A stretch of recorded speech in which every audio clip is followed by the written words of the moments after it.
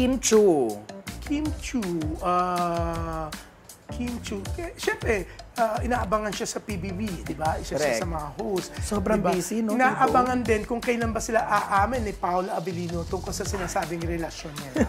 Nakakakilig sila Ikaw, sobra. naniniwala ka na magjowa ang Kim Pao?